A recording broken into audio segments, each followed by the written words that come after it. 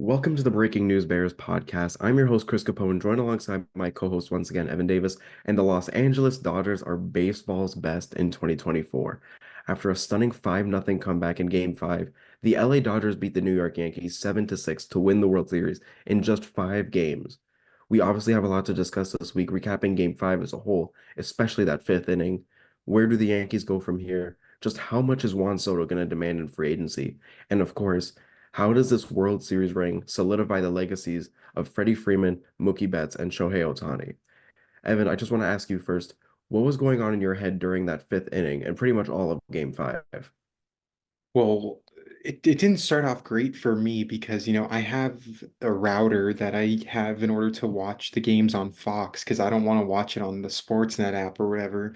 And it wasn't working, so I had to watch the MLB Network feed. So I was already really upset.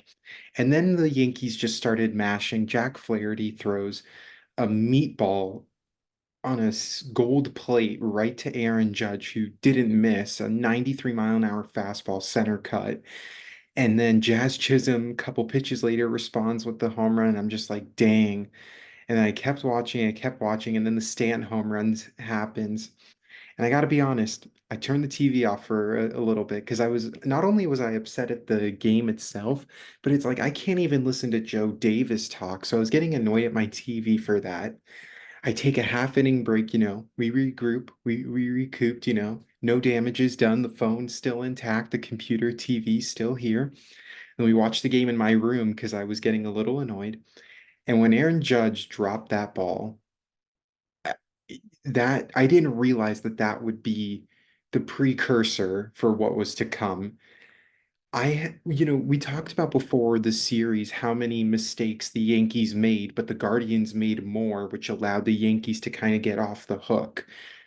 I don't think I've seen a team allow an opponent 6 outs in a World Series game like how the Yankees did it.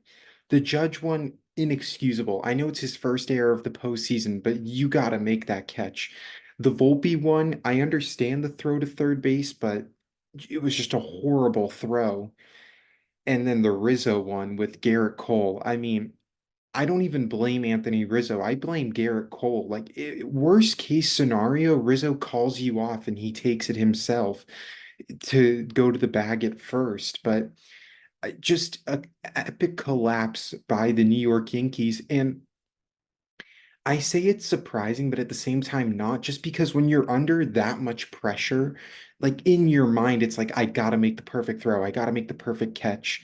Um, but what a collapse. And this was kind of what the Yankees were like throughout the entire postseason. They just played opponents that were so bad that they didn't make them pay for it. Yeah, and we look at it where, going into that fifth inning, Garrett Cole didn't give up a single hit. And then obviously Kike Hernandez starts off the inning with a single, and then it It's just been goes so all good. downhill from there. And it was like it looked like they were going to get out of it where it was, bases loaded, no out, and then Lux strikes out, Ohtani strikes out, and it's two down. And Mhm. then, like you said, that Garrett Cole not going to the bag or Rizzo not going to the bag and Betts being able to beat it out, it was really the beginning of the end pretty much. And it was a Mhm. microcosm of the Yankees season where these little these little plays that just shouldn't happen for like a really good team should not have these huge mistakes, especially in the postseason, especially in the World Series. And the the Yankees just happened to have it come up at the worst possible time for them. Yeah, but I just want to give flowers to Kike Hernandez, and I'm sure Yankee fans are really upset because it was a choice between the Yankees and the Dodgers for Kike. And you look at the top of the fifth inning, and it starts with Kike Hernandez singling to right field. And then you look at the top of the eighth inning when the Dodgers ended up taking the lead and ultimately winning the game. It starts with a Kike Hernandez single. So, he started the two biggest rallies in that game. And we talk about how clutch Kike is in the postseason. And, now hearing that he was between the Dodgers and the Yankees, I'm sure he also is very appreciative of the decision he made. He had an 808 OPS, a 294 batting average in the postseason. So I think with all the MVPs on the team, obviously at the top of the lineup with Betts, Freeman, and Ohtani, you need your dogs to step up as well. You need the bottom half of the lineup to step up. And that was the difference in this series, because if the Yankees weren't getting hits from guys like, Stanton, Judge, Soto, and Jazz, and Glaber as well. But, Jazz was inconsistent at times. So honestly, if it wasn't the top four of the Yankees lineup in Glaber, Soto, Judge, and Stanton, the Yankees were really struggling for offense. But you look at the Dodgers, obviously, Tommy Edman wins NLCS MVP, hitting a 400, but then you also have Kike Hernandez at the bottom of the lineup as well. Will Smith struggled a bit, but he had his moments throughout the postseason, and Teoscar Hernandez had his moments throughout the postseason. So you needed everyone to really step up. And the problem with the Yankees is that their lack of depth, really showed in the postseason. Yeah, and speaking about, depth and, really showing up, Blake Trinan, what a performance by him, like what an actual performance coming in and giving 2 1/3 innings in what seemed to be the most important situation of the game. The Yankees had gotten the lead back off of a sac fly from Stan, and the the Dodgers brought in Blake Trinan in the seventh inning, Hmm.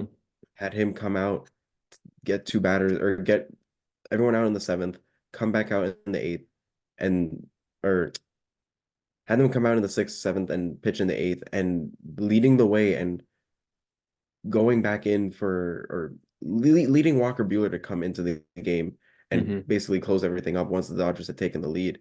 Just Hmm. what an insane performance for him.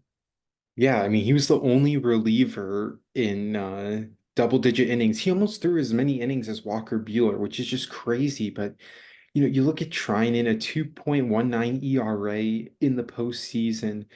You just 18 strikeouts in 12 and a third innings to just four walks. I mean, those numbers are insane. And I, if you've seen like the way that he throws it and you like slow it down, it's just like, how does anybody hit Blake Trinan? Like his sweeper and sinker out of the hand looks identical until the sweeper just dies at the last second. And that's how he got Rizzo to look foolish. And I don't even blame Rizzo because that's how Trinan's sinker also looks like. And for a guy that was dealing with injuries in, 2022, I'm sorry, in 2023, he missed that entire year, if I'm not mistaken. Um, and the Dodgers just stuck with him. And you just look at what he's done for them. He was arguably their most consistent reliever in the postseason, maybe outside of Vesia or Banda. Uh, but just incredible stuff from Blake Trinan. And this is like when analytics get in the way. Dave Roberts, when he went up to the mound and went to Blake Trinan, I thought he was bringing in Bueller, but then he asked Blake Trinan, how much you got left in you? And when he got Stan out on that hanging slider, oh, my heart rate. I thought Stanton was going to crush that, but credit to Trinan, man. I mean, what an absolute dog. Yeah, he played 5 games in 2022, had to or like his season cut short because of injury, and then missed all of 2023. He basically missed 2 full years of baseball. Hmm. And, coming back this year to pitch 50 games and have a 1.93 ERA, he basically didn't never missed a beat. And his Hmm. velocity is around the same thing too. It's what a gutsy World Series and postseason run for Blake Trinan, being one of the most important Dodger bullpen pitchers. And one thing I will say though is, did you happen to see the umpire scorecard from Game 5? Yeah, it was awful. Did the Dodgers like so like for MLB umpire scorecard at the end of each game they do overall favor. The Yankees were favored in four of the five games. Like Yeah, the overall it's run. But game five, 1.64, every single impactful missed call went in favor of the Yankees, and two of them were on the Judge at bat that ended up bringing in the sac fly. Like I yeah. was pissed watching that game. And this happened three times in this series with Judge, where Gratterall dots a sinker upstairs and doesn't get the call. And the first time it happened in what was it, in game three of the series, like that one was so clear in the strike zone. I don't get what these umpires were doing, but the fact that it was 1.64 runs overall favored, and yet the Dodgers still won the game. Like the Yankees are just, you deserve to lose that. Yeah, and you even look at the last game too, all the impactful missed calls. I know it wasn't as much of a difference because the Yankees had won 11-4, but even the last game too, the three most impactful missed calls were all Dodgers to Yankee. Like the Yankees benefited from it. And it's like I know that the umpires aren't trying to set anything and trying to make the Yankees win or anything like that, but I believe there is a kind of an impact of, home field advantage where like the crowd can amp you up to call something even though it isn't real, even Hmm. though it isn't really a strike, or to not call a strike. Um, but yeah, like game five, the umpire was atrocious. Yeah, Uh, so where do the Yankees go from here? I don't know. I really don't know where they go from here. You know, you look at how many free agents this team has. Obviously, Juan Soto's going to be, the biggest fish on the market. You have Gleyber Torres hitting free agency. Who Alex Verdugo is going to be a free agent. Tommy Kahnle's going to be a free agent. Clay Holmes. Clay Holmes is going to be a free agent. I'm sure the Yankees are going to bring back guys like Torres and Holmes. Uh, Verdugo, I can't stand Verdugo. I'm so happy that he was the final out of the World Series after he bashed the Dodgers 2020 run. Um, where they go from here, well, first things first is that they need more contact hitters on this team. They have too many guys that are swing and miss. Aaron Judge, Giancarlo Stanton, to name a few. They need just a contact big hitter. Where that comes from is remain to be seen, whether that's via trades or also, free agency, just to see who's out there. I You look at their starting rotation, it seems like Nestor Cortez is going to be out for a good part of next season because he's already talked about needing surgery. And the later he delays it, the longer he's going to be out going into next season. I don't know what the Yankees do with Marcus Stroman. He didn't pitch at all in the postseason. That's looking like a horrible contract. Um, I just, you wonder, you obviously have Clark Schmidt, you still have Garrett Cole, uh, you still have Carlos Rodon, but outside of Garrett Cole, like it's a rotation that just doesn't really scare you. Like I don't know, I don't really know if that makes sense because guys like Clark Schmidt and Rodon, it feels like there's no in between. It's like Rodon when he's feeling it, he's an ace pitcher that can get, eight strikeouts in 5 innings, no walks, a couple hits. But the problem is that when he's really off, and you could tell by the first inning, it's just a spiral effect. So the Yankees, I think they got to get a couple more starting pitchers and just worst case scenario, you move them to the bullpen or you sign them off. But like you got to get some more depth around that starting rotation. Yeah, and you also look at it where Stroman's deal is a 3-year deal with a player option on the last year for another $18 million in that last year in 2026. You know, Rizzo has a team option for next year, and uh, you're not sure. I don't think the Yankees pick up his team option for $17 million. Hmm. Uh, like DJ LeMahieu's still on this team, but what's up with him? His injuries, and obviously he's 35 and still has 2 more years left on his deal. There's a lot of question marks for this Yankees team, and one of the things I don't get, and I'm going to clear this out of the way real quick. I don't get the thoughts to fire Aaron Boone after like he put the players in position, obviously, but the errors that his team made, like Aaron Judge never makes that error. Like that never happens. Hmm. But obviously it happened in the biggest game of the year. Hmm. And a lot of the stuff, like Boone has done a lot, and people thought he should have been fired after last year after missing the playoffs. But to come back and run this team, and some managers would have kept running with Clay Holmes as their closer, just being like, he was an all-star for us this year. We're gonna stick with him. He had the cojones to put Luke Weaver as the closer, and it really worked out for them. Yeah, the one pushback I would have on that is he he managed his team to a loss in game one. Like to bring in Nestor Cortez in that situation to face Ohtani, Betts, and Freeman. I mean, obviously just Ohtani and Freeman when he hadn't pitched in 37 days, and then to say, oh well, he looked good in his bullpen sessions. It's like, shoot, I'm sure a lot of pitchers look good in their bullpen sessions, but how many of those include the bases loaded with Freddie freaking Freeman up at the plate in Yeah, a World Series game one?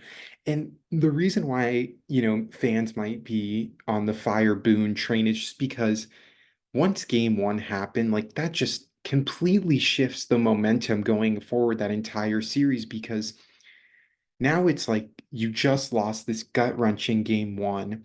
Now you got to somehow win game two against a Dodgers team that just unloads against left-handed pitching and specifically brought in Teoscar Hernandez and Tommy Edman for left-handed pitching. Now you got to somehow win that game. And if you don't win that game, you basically lose the series. So I think saying he should get fired for that, I think is fair, but at the same time, they won the bullpen game, obviously, which whatever. But then they also could have won yesterday if it wasn't for the mental lapse of his team. But I think that yeah, does come down to coaching, though, in a sense. So I do see why people would say, like, you as a coach need to teach fundamentals. that is true. And I do believe, you know, the play where Stanton got waved home, and was it game one where Game he got three. or game three where he got gunned at the plate, and it was like, yeah, it kind of made sense, or it didn't make sense to really to send him there, but they still did. Because obviously you see Stanton run the whole time, and it was like Stanton's not, he has no legs. He can't Hmm. run. Hmm. He can swing the crap out of the bat, and he can put bat to ball and send it 30 rows deep, but he can't run worth anything. Hmm. So I really don't get I think coaching, I think there are worse like there's no manager out there that you would fire, or that you would fire Boone and really pick up now and see it as an upgrade. Like, are you Hmm. gonna pick up Don Mattingly? Are you gonna pick up like there's not many manager. I think firing Aaron Boone would just be a scapegoat, and rather than really looking at this roster and seeing what to fix. Yeah, that's fair. Yeah, I don't know. The Yankees, they kind of just got to figure this out because I mean, let's be honest here. The American League, I don't think it's going to be this weak going into next season. Like, you look at the National League, you can make an argument that four teams could have beaten the Yankees, and the four teams I'm thinking about, obviously the Dodgers who ended up winning, the Padres, Phillies, and Mets, I think all could have beaten the Yankees in the World Series. So I think they're just kicking at themselves because this was their best chance at a pennant. Like, I don't think the Orioles are going to be this bad. I think they're going to actually spend in the offseason now that they have new ownership. Um, the Red Sox could potentially be players. We've heard them linked to Max Fried just because of Lucas Giolito will finally be able to play a full season. But you look at these teams, even the Royals, like who's to say that no one's now going to want to go to Kansas City now that they have a foundational shortstop, third baseman, and first baseman? Like if a second baseman's out there, I'm sure the Royals or even an outfielder, like I'm sure the Royals are going to be a hot commodity just given how weak that division is. So, if I'm the Yankees, I'm kind of kicking at myself because I just don't see a better opportunity than now. Yeah, and you also look at it like a team with the Royals, a really low payroll. Like for right now for next year, they only have $50 million committed in guaranteed value. And it's like obviously a ton of it is already like 8 million of it is already in Bobby Witt, and then his extension kicks in after that. Hmm. Um, and Salvador Perez is already 22 million of that, and Seth Lugo's 15. A lot of their players are arbitration eligible Hmm. and or on really team-friendly deals right now. And I Hmm. think it's a good thing to have for the Royals, where I think teams are going to want to go play in Kansas City. I think Kauffman Stadium's really nice, and some teams might look at it and see well, they took the Yankees to four, and they have a good foundation.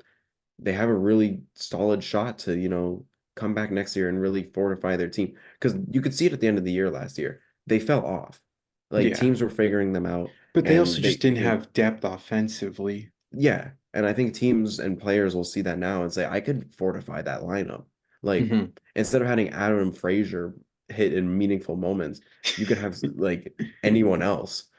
Yeah, Um, I mean, and you also look, state taxes are pretty low there. Like, if a star wants to go there, like, they're going to keep a good portion of that money. I think that also plays a huge factor in players' decisions because at the end of the day, like, they want to keep as much money as possible. yeah, like you talked about it, they already have their infield is pretty much already shored up. Like Hmm. Salvador Perez is going to catch a majority in that next year. Vinny Pasquantino is going to be healthy and not deal with that thumb injury. Bobby Witt's obviously going to play shortstop, and Michael Garcia is going to play third. Hmm. You can really that outfield you would need to shore up. Like Hmm. Hunter Renfroe, he can't be playing. He can't be your everyday right fielder.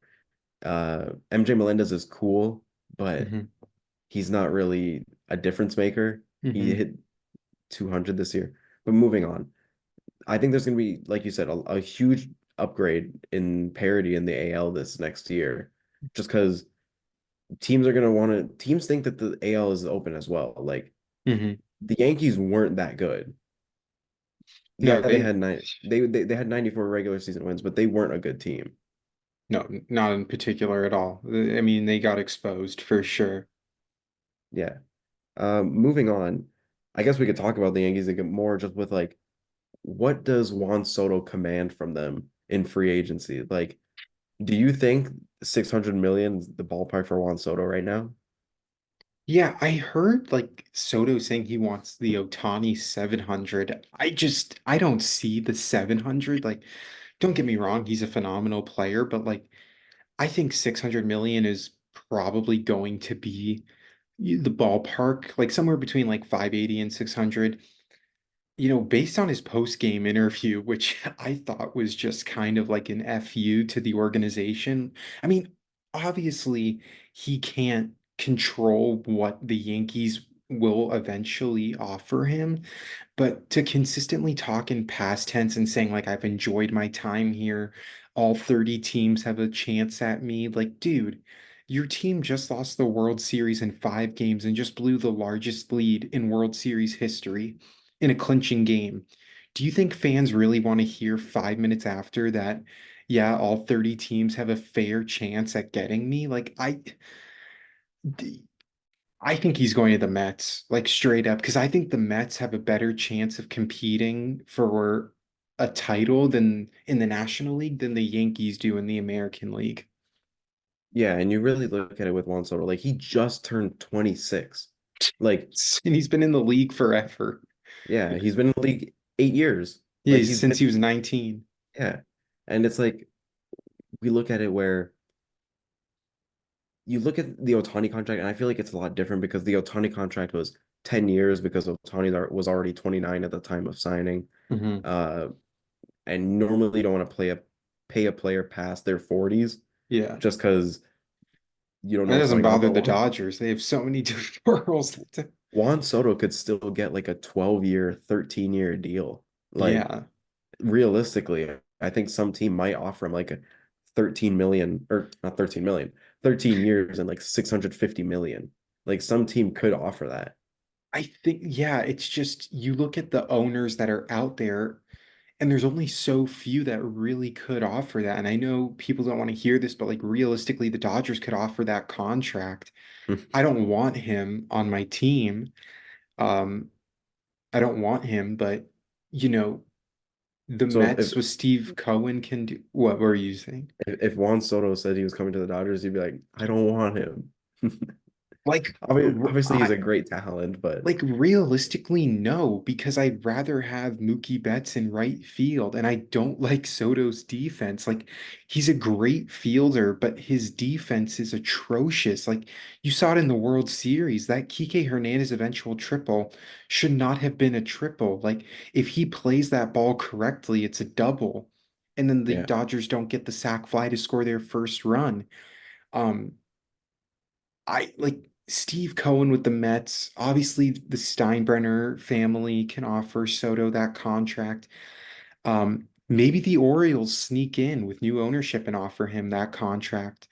Uh, but there's only so few teams that could actually say, like, okay, Soto, here's a 13-year, $650 million contract, unless he just defers like 300 million of it. But I don't see why he would.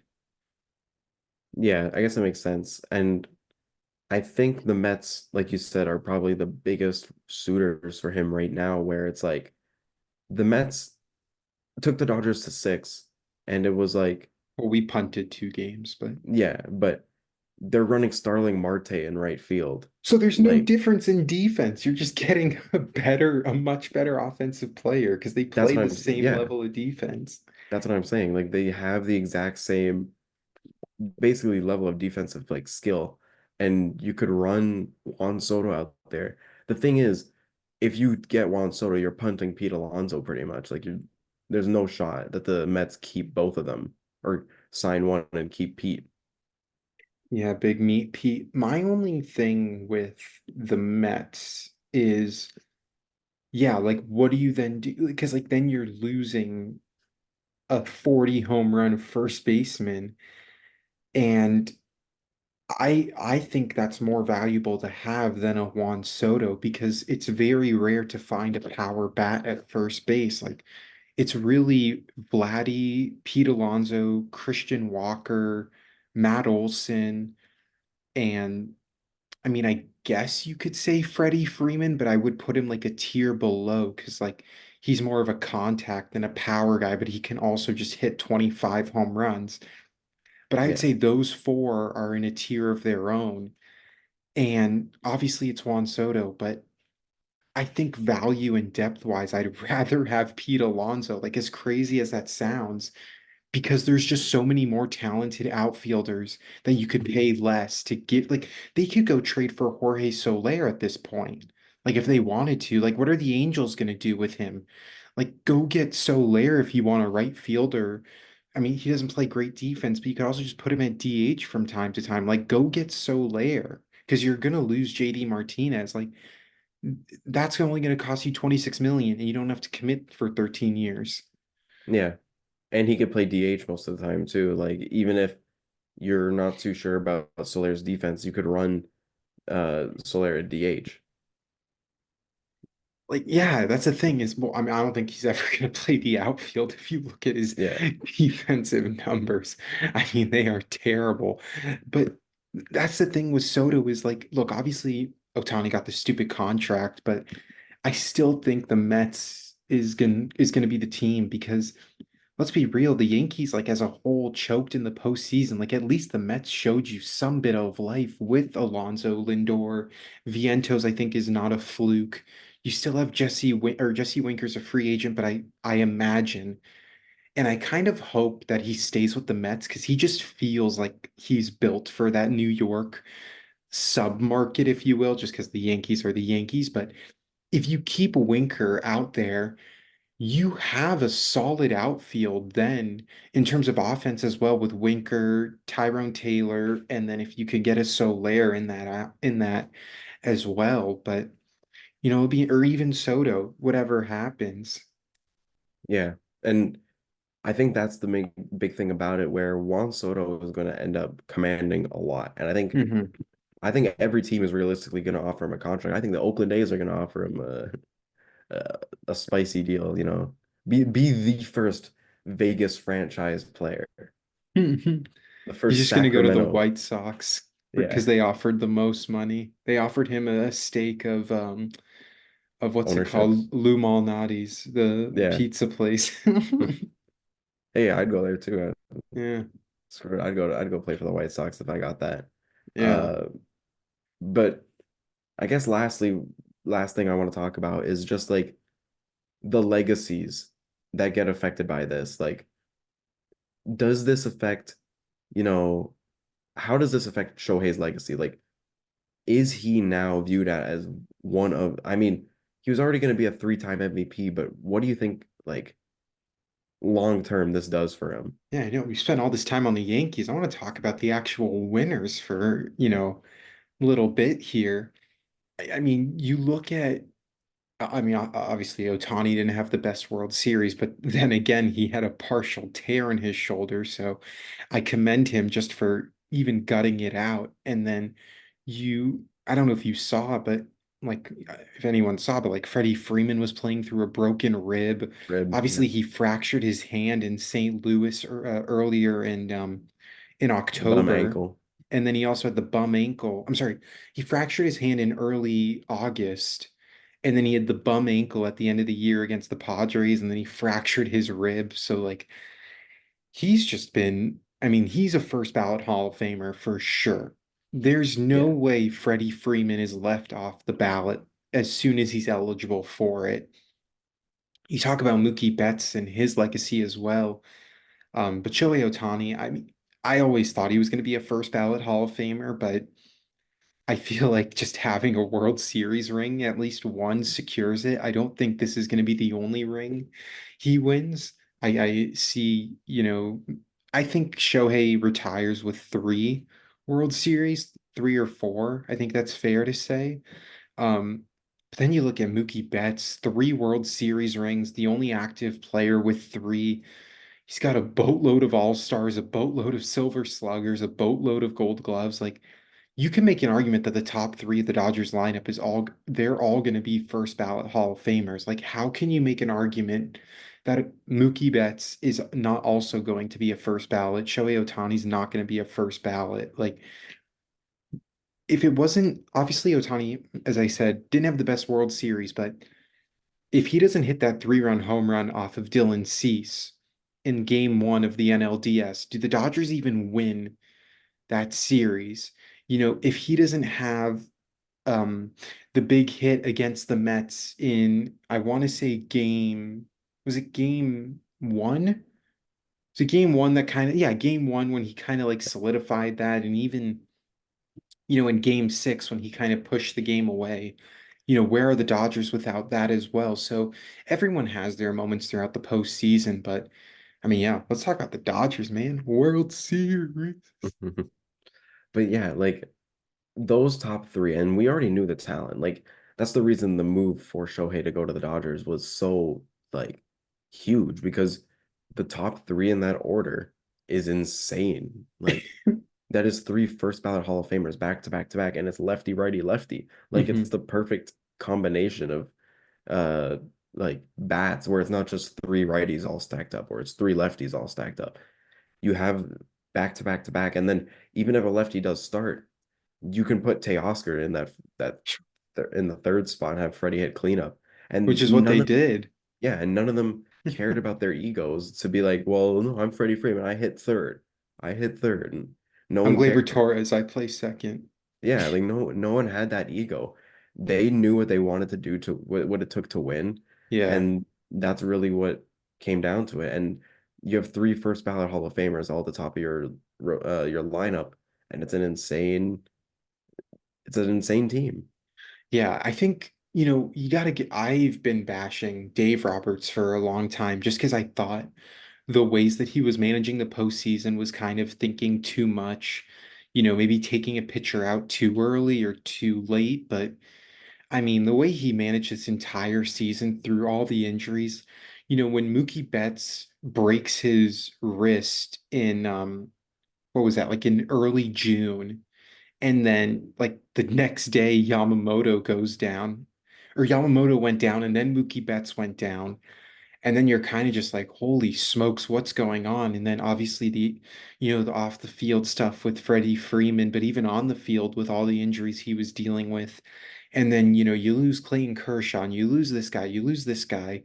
But then the trade deadline comes around and you get Michael Kopech and Tommy Edman. And I remember, when we did that trade deadline show, and I was so happy that we got Michael Kopech because I was just like, this guy's going to be unreal. I mean, not to toot my own horn, but I mean, it wasn't a hot take to say the least, but Yeah. I did love that move when it happened because I knew of what it could be. And just even the way Dave Roberts was able to manage this, and the postseason and to know when to kind of give up on a game. Like the Dodgers won a World Series with, I'm going to call it five bullpen games because I'm going to call Game Five's victory a bullpen game just because, Flaherty only got 4 outs for them. But just the way that he was even like, Game Two, Landon Knack gives up the grand slam against the Mets. And Dave Roberts was kind of just like, you know what, forget this. Like, I'm not putting in any of my high leverage guys. It doesn't make any sense to do that. So, Brent Honeywell, here you go for 3 innings, and then I'll give it to another rookie. So that way, game three, we can win 8-0. And that's how we respond with our high leverage guys. And then you even look at the situation with the bullpen game. Most managers, you're only down 6-4. That could have been a moment that you bring in a Blake Trinan just to at least keep the game close. And Dave Roberts kind of just said, you know what, forget this game. We're up 3-0. Who cares?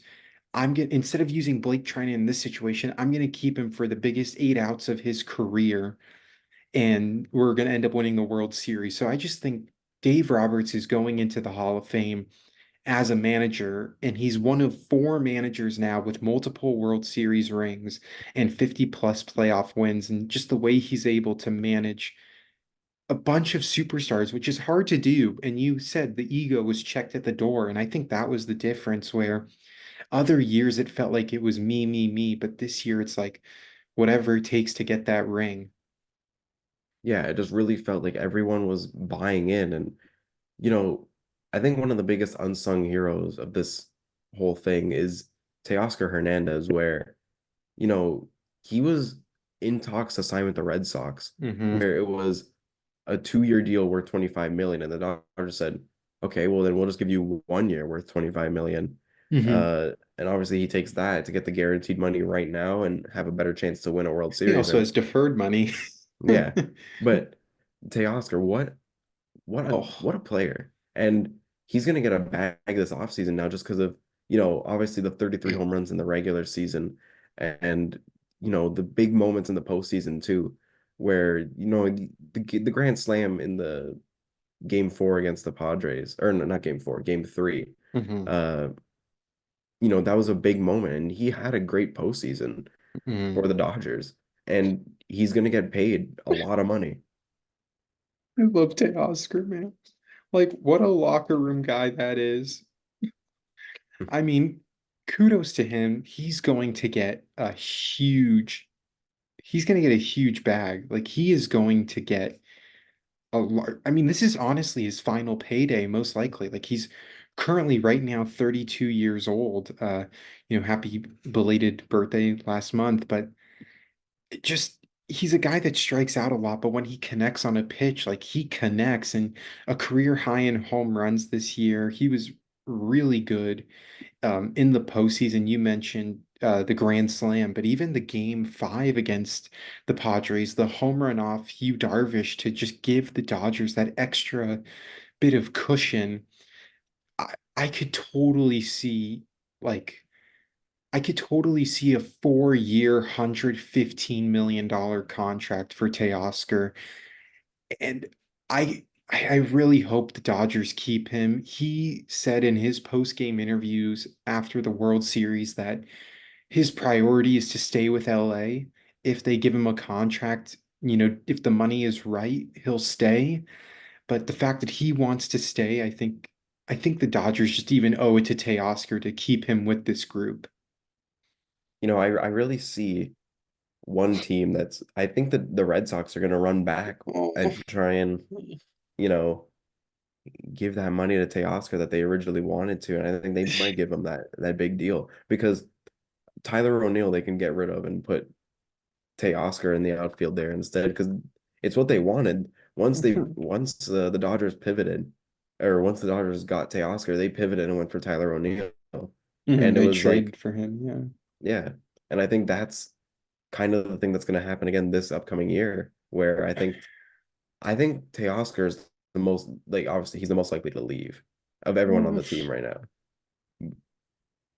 I don't, well, I've heard people saying that like every Braves fan that I've talked to is under the impression that Max Fried is going to the Dodgers just because Harvard Westlake guy, born and raised. in that area. Obviously, um, you've seen the family connections with the Dodgers with Tyler Glass now and now with Jack Flaherty. Obviously, Jack Flaherty is a free agent. I don't want to keep him, but you know what, he could do his thing. I'd like to have Max Fried as another lefty, especially now that Kershaw's kind of deceased, but I really would love to keep Teoscar. You know, as much as I hate how he swings at a slider 500 feet off the plate, you know, he started the sunflower seed celebration, and, you know, it's Teo. Well, he had that before with the Jays, the sunflower seeds. It's Yeah, I just, know. So now he brought it to the better team. yeah. He actually got to do it with this team. But yeah, it's Flaherty's another person too, where you talk about it, you say you don't want him back in the Dodger blue. I think he's going to go back to Detroit. The way he was talking about Detroit the whole year, I think he's honestly going to go back. Could you, I mean, I I could see that. It's just, I mean, Detroit is a hitter-friendly ballpark because in straightaway center, the ball just stays in the field. And Because pitcher everything, friendly. what did I say? You said Hitter-friendly? hitter friendly. Oh, I'm sorry. No, no, no. It's pitcher-friendly because Yeah. the ball stays in the field. Um, I mean, look, as stupid as it sounds, the Dodgers do need pitching because their entire starting rotation is on the IL. You know, Gavin Stone is not going to pitch next year at all. River Ryan's done. I'm sure Emmett Sheehan's going to come back. I'd love to see him. Tyler Glasnow is obviously going to come back, but he's not really reliable. Like, I'm sure the Dodgers are going to do what they did last year and just stock up on pitching because they're going to need it. Andrew Friedman said that he's going to talk with the trainers and kind of figure out like what's going on, that it's only our team that it's happening to. But I I think and I hope Teoscar stays because he just makes the like he makes the lineup that much deeper. And but if he does leave, is it the end of the world? No, because then you have Andy Pajes, who is a left fielder that actually needs to play left field because he can't play center field. So if Teo does leave, at least you have Andy Pajes, who I think needs consistent at bats in order to be a guy that you have on your starting lineup for cheap, because at the end of the day, you can't pay everyone 10 plus million. Like Kike was a 1 year flyer deal. Andy Pajes is obviously still in arbitration. Tommy Edmonds still in arbitration. The Dodgers are probably going to pick up that contract. You need guys on smaller deals to contribute. And I think Andy Pajes, if he can stay in left field, you know, maybe that's actually a gift. If the Dodgers got a World Series out of Teoscar, you can't ask for much more. Now go get your money. I'm sure Teo's thinking the same thing. Like, I got my ring. Now all that's left to do is get that big payday. Yeah. And there's still a lot of starting pitchers out there in free agency right now where You um see that Corbin Burns tweet? yeah, future Dodger. Corbin Burns? I know he's from LA, but Corbin Burns? Yeah. I think there's still a lot of other pitchers out there too. Like we still don't know a lot of these Like players or a Corbin lot of Burns? these All right, we I'm still done. don't know a lot. We don't know a lot of Does Blake Snell opt out of his contract for Oh, 30 million? 100% opting out. Do you I think think he's going back to the Padres. I think yeah, I think so too. I think teams are going to be more willing to pay him, I guess, after this year, but I think there is going to be Second half merchant, Blake Snell, man. yeah, there's a ton of starting pitchers out there, and I think the Dodgers obviously are going to be in the market to pick up Corbin Burns. any of them. Charlie Morton, Patrick Corbin. No, We Charlie probably won't Morton's get going back to the Braves, man.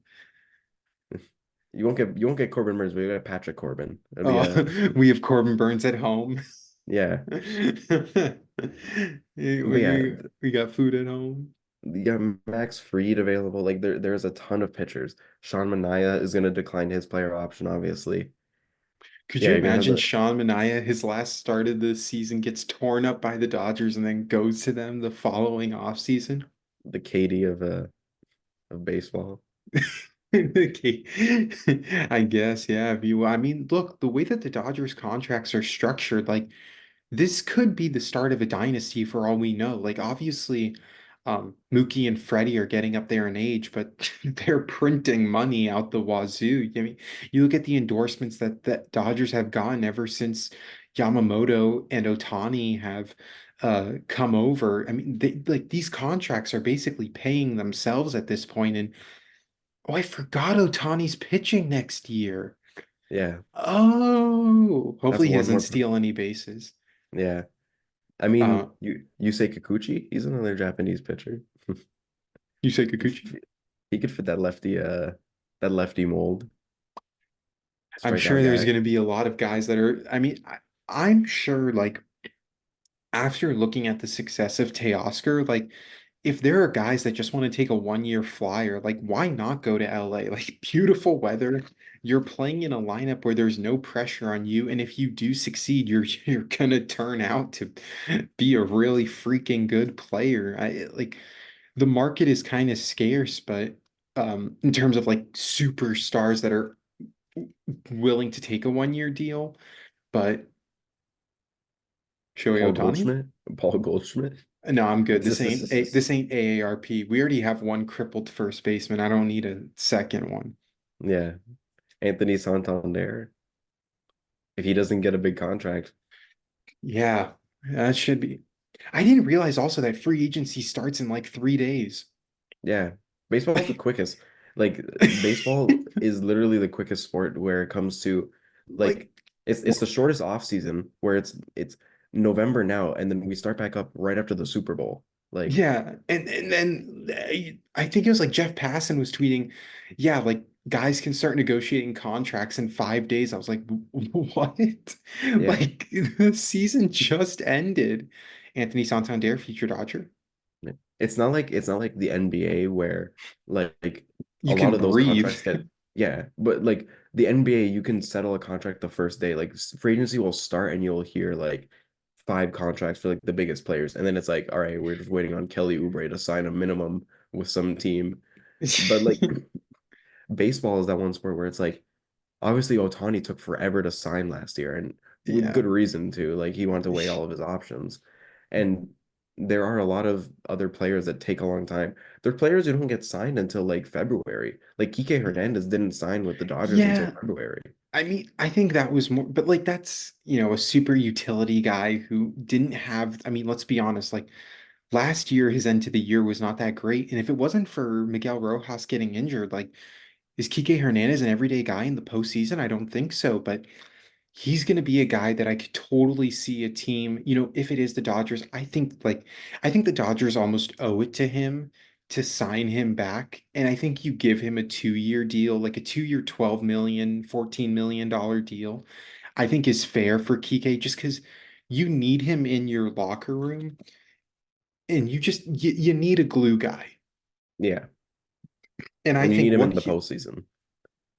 and you need him in the postseason because he had an 800 OPS. And I just think, the fact that he waited out, kind of waited for the Dodgers to be like, okay, here's that deal. And like fans for so long, myself included, were like, we need to re-sign Kike Hernandez. And as soon as I see Manuel Margot was traded to the Twins for cash, everyone on Twitter was like, Kike Hernandez is signing. And then 5 minutes later, he signed. So I think, you owe it to him to bring him back. Like he is just meant for Dodger blue and the bright lights. And I think a 2 year deal is more than fair for Kike Hernandez because he'll be 35 then at the end of that contract, and then he can go retire as a Dodger. Yeah. I mean, honestly, I think everything is going to fall into place for the Dodgers. I think there are going to be a lot of players that are, you know, I think Teoscar, unfortunately, is going to be gone. But Stop it. I think there are a lot of, you know, other pieces that are going to end up coming in return. Like who? We don't have anyone. It's just- We don't have anyone, yeah, man. well, Juan Soto comes as the replacement for Teoscar Hernandez. Sorry, I just the thought of that is just, oh. Anyways, that'll just about do it for this episode of the Breaking News Bears podcast. I once again want to thank my co-host Evan Davis, and I once again want to thank you guys, the listeners, for coming in and listening to another episode and having to deal with Evan Davis all time talking about the Dodgers. Uh, we'll see you all again next week, talking about more about the offseason. Thank you for listening to Breaking News Bears.